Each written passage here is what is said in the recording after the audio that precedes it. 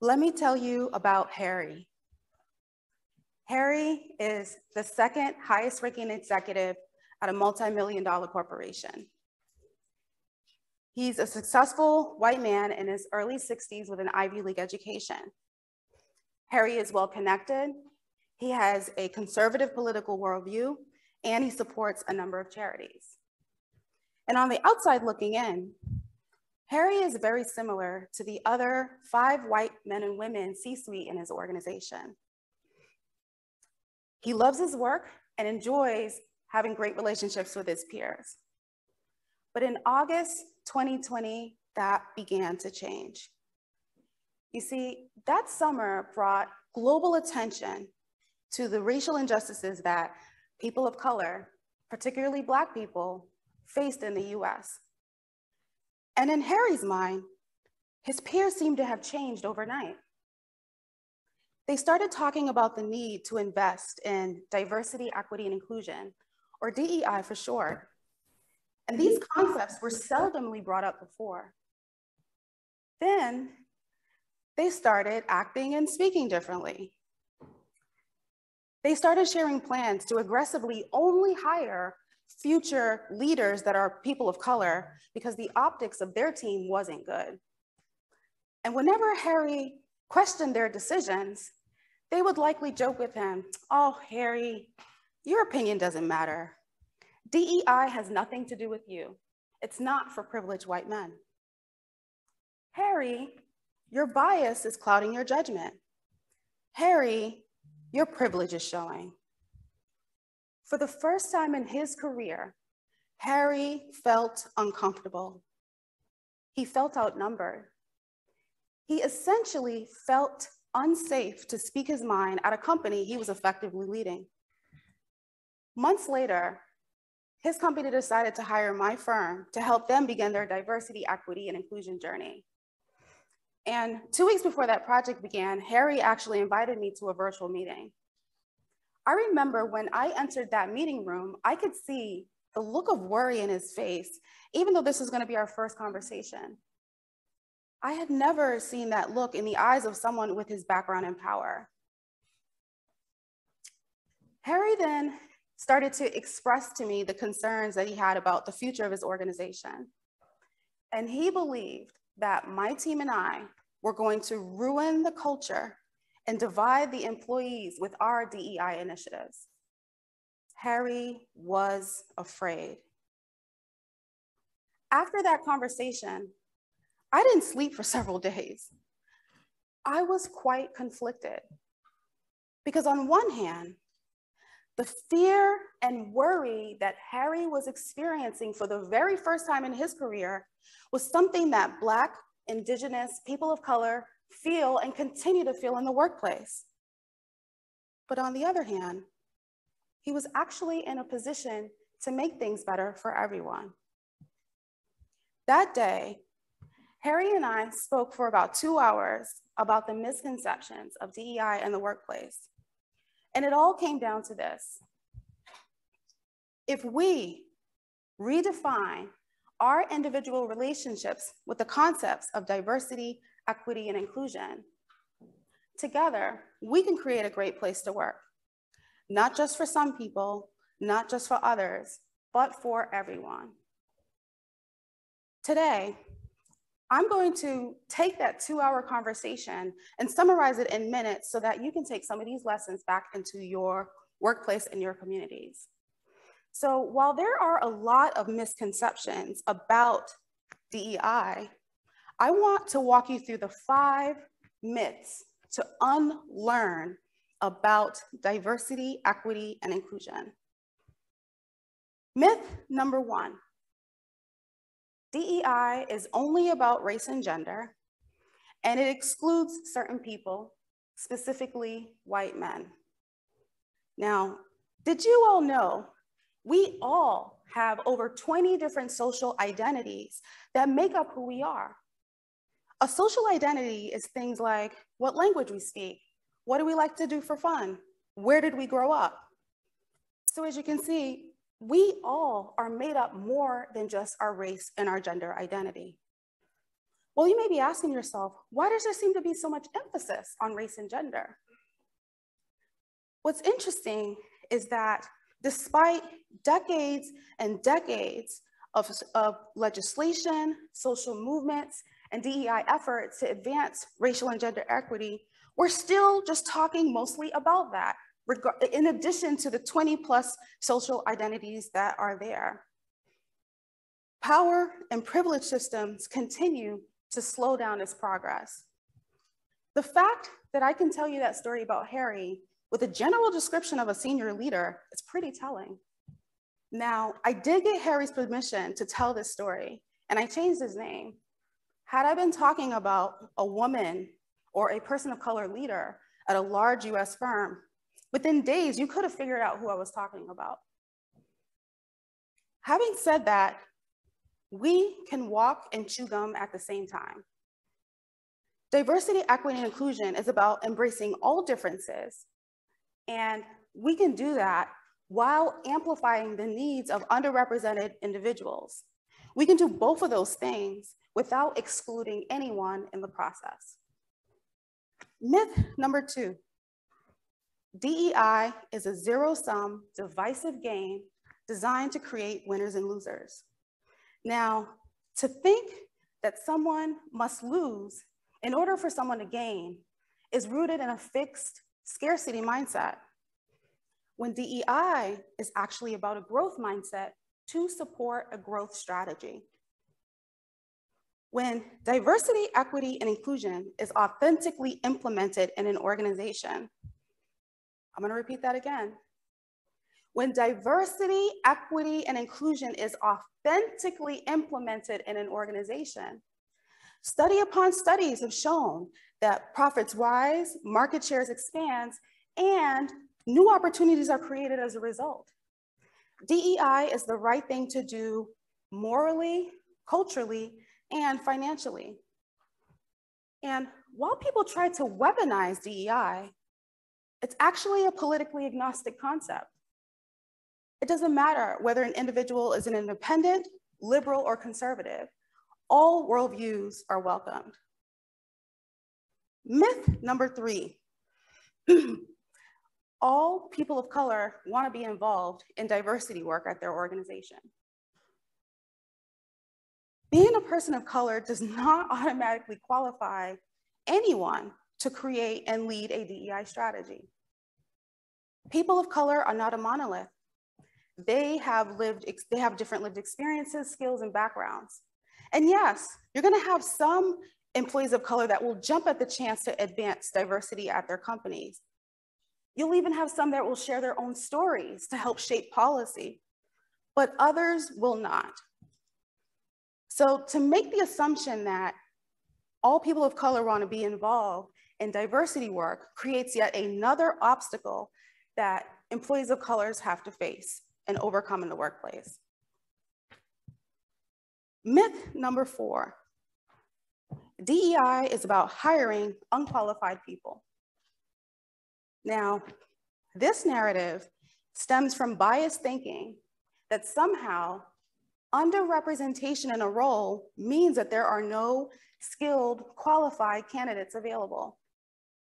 And we find time and time again that that's just simply not true. It also comes from a growing, disturbing trend of individuals making forced, tokenized hiring decisions for the sake of optics. All of a sudden, diversity recruiting has become identity recruiting. Let's look for only X race or Y gender to fill ABC role at all costs. This lose-lose scenario creates lasting negative impacts for all. I mean, can you imagine an underrepresented individual coming into an organization hired this way will most likely be tolerated instead of celebrated for the skills and experiences that they bring to the table. True diversity recruiting is actually about shifting focus internally into a company to change mindsets and create inclusive behaviors. True diversity recruiting, it's about casting the widest net and attracting all types of candidates to your company organically, because they will have a thriving career as a result of the culture that's been created. True diversity recruiting is about redesigning a process that reduces biases in decision-making and holds leadership teams accountable. True diversity recruiting is hard work, and it takes time. Myth number 5, DEI is HR's problem. No, DEI is actually a team sport. Everyone, from the CEO down to every single employee in an organization, has a role to play to bring DEI to life. And yes, HR should act as a strategic partner because they enable various different processes that impact the employee experience. However, companies shouldn't solely rely on their HR teams to implement DEI programming. DEI also should be factored into all other business functions, such as marketing, information technology, or procurement. DEI should also be sitting outside of HR and reporting into the C-suite as a result of the vast wideness that they have in terms of representation. DEI is not a trendy fad diet project, but more so an organizational lifestyle change core value. So, why do these myths continue to spread? While there's a lot of different conversations about DEI, a majority of the discourse is coming from 2 extreme positions. It's almost like a bell curve. You have, on one hand, a small percentage of the population that believes with all their hearts that DEI is a divisive, racist concept that should be left out of the workplace. And then you have, on the other hand, a small percentage of the population that believes with all their hearts that DEI should be in the workplace, but it's only for few, and anyone that doesn't believe that is also racist. And then what about everybody else? Most of us are silent, scared to speak our minds. Most of us are scared to say or do the wrong thing. So many of us decide to do nothing. Many of us think that having biases are a bad thing. Most of us are ashamed of our privilege. And as a result of that fear, we continue to pretend it doesn't exist in order to feel safe. And that fear paralyzes many of us from being part of the solution. And then you add social media to this. You've got online memes, posts, comments, a lot of them being fueled from those 2 extreme positions, but also spreading dangerous misinformation.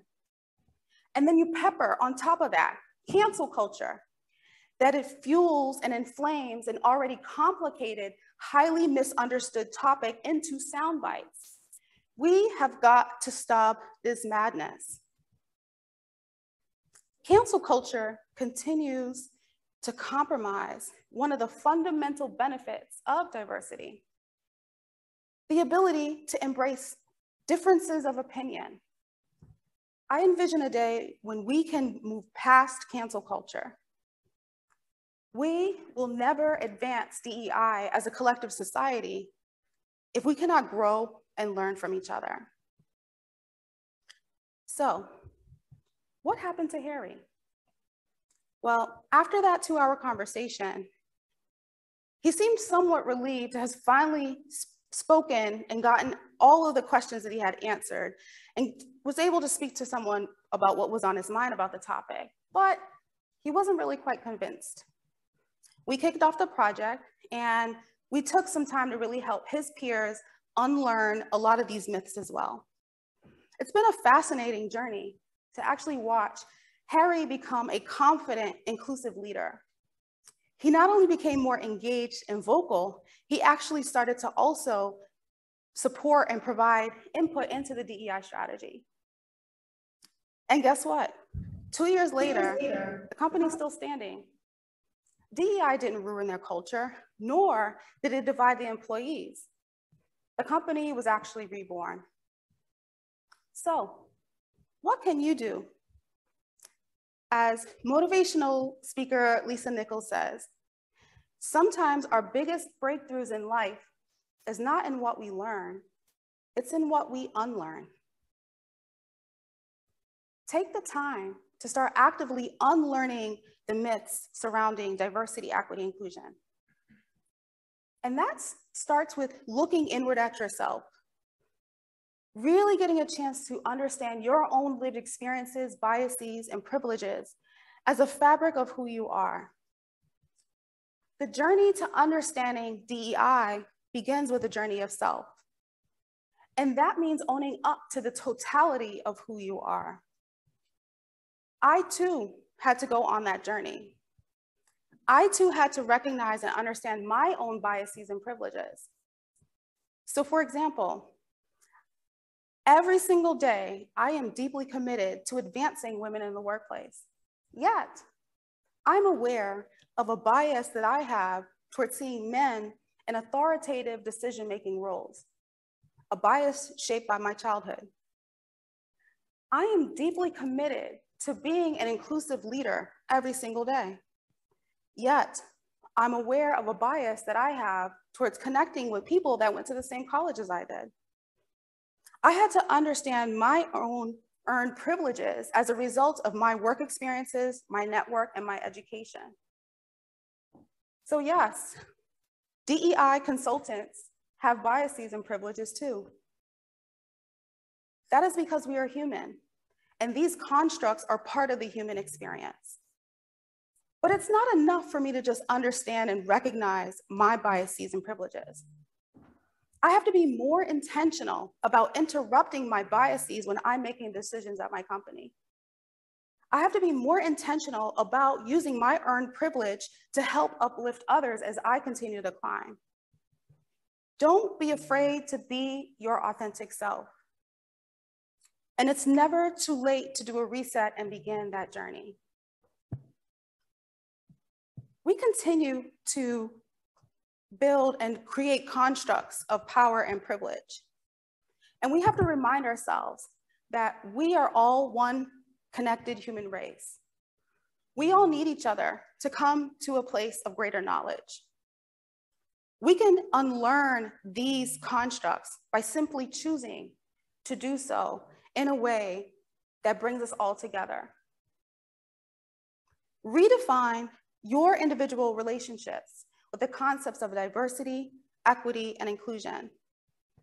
So together, we can create a great place to work, not just for some people, not just for others, but for everyone. Thank you.